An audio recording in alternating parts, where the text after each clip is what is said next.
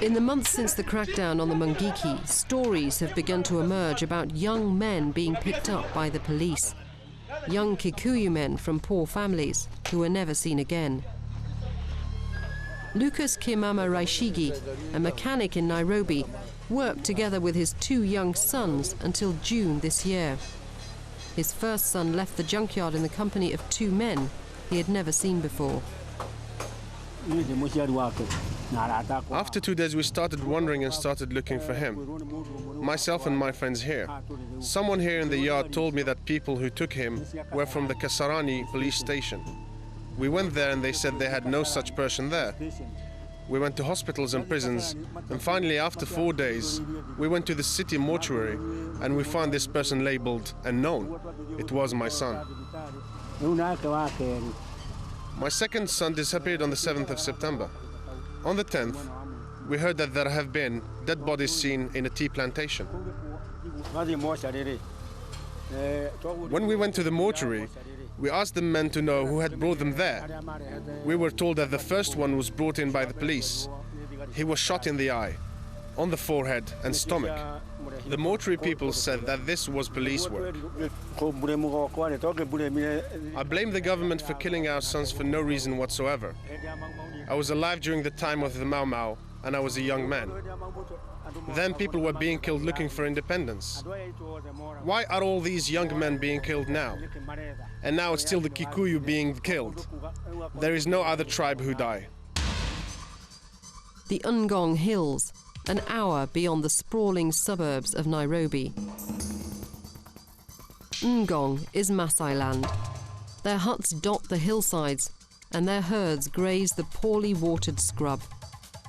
In recent months, it has also become a popular place for dumping bodies.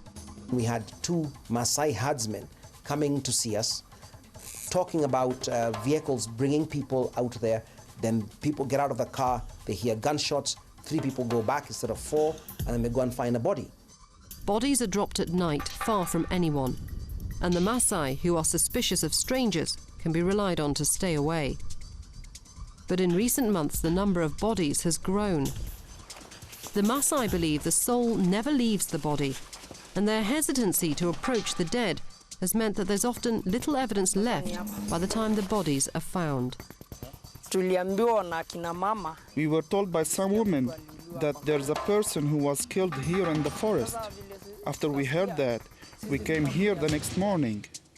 We found that the hyenas had eaten him up. We only found the intestines and blood all over here.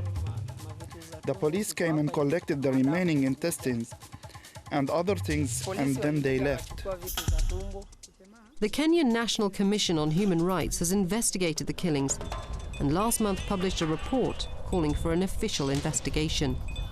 So we went to the mortuary and we found that from June until the time we're going in October, there were 554 bodies that had been brought in by the police, all marked, and under the cause of death we found shooting, shooting, shooting. I personally went to the mortuary myself. I saw some of the bodies. We have some pictures of the bodies that we saw with a bullet wound to the head. We have pathology reports that show a bullet wound to the head. And it's in every single case we saw, it was to the head. So these are things we saw ourselves, and it raises many issues. So at that point, we're talking about 500 people dying.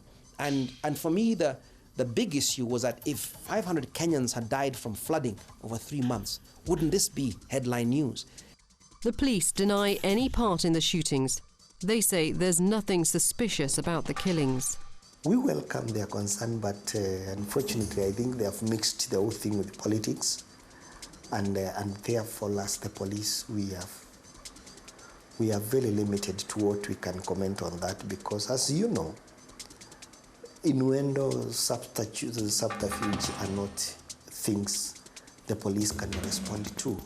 Comparing the 13 cases which police have opened inquest files for and are working overdrive with, and the 500 alleged in that report, really there is no rational relationship. Muchatha, a small village half an hour north of Nairobi. Janet Wanjuko's son disappeared from here 2 months ago after being taken away by the police. He was arrested close to her home, When Janet asked the police what he had done, they told her to go home. When I went there, I found my son had been arrested. They told me, you just go back home.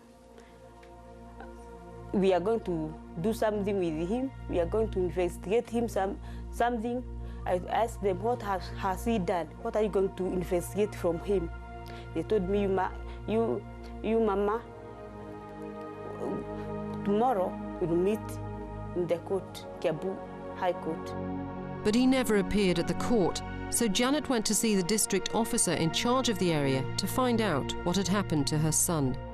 He told me my son was not there, and the police said that they have released them on the way.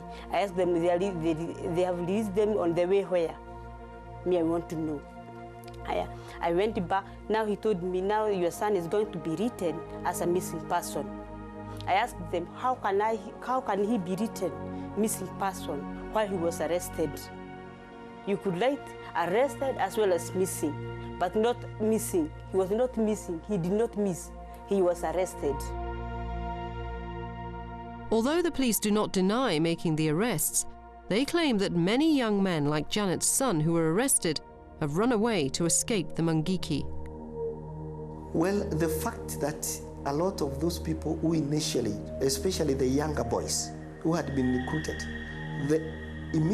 actually it was very alarming. Immediately you try to cooperate with the police, or even the chiefs, the provincial administration, you would go back and they execute you.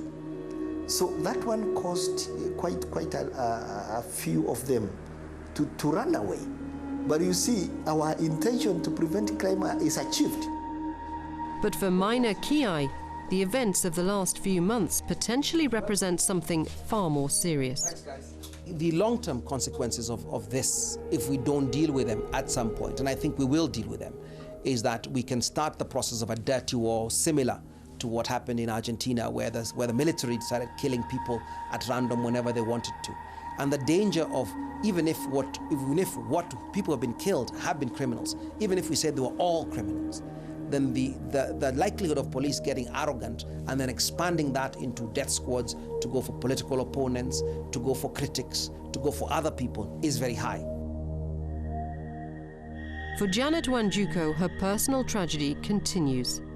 She refuses to go to the city morgue and lives in hope that one day her only son will return. Nowadays you can hear your son is dead or be taken to anywhere near me, so that I want to see him alive. Yeah, I don't want to see him dead, I want to see him alive. Because he was taken while he was alive and he was not sick. Yeah. Kibaki promises kazi indele. The work will continue. Raila promises an end to corruption and equal treatment for all. But Kenya is, for the moment, a divided land. Divided between one tribe and another, between rich and poor, the landed and the landless. Recent history suggests that change will not come easily.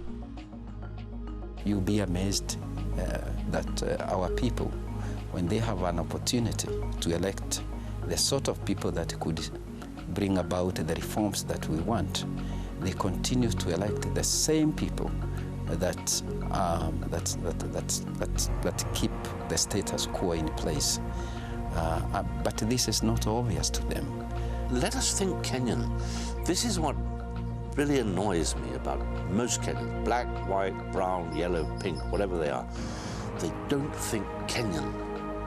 They think white, they think black, they think Muslim, they think Christian, they think Kikuyu, Muslim. Why can't we just be Kenyans and make our country work for all our people? That's the challenge of the future.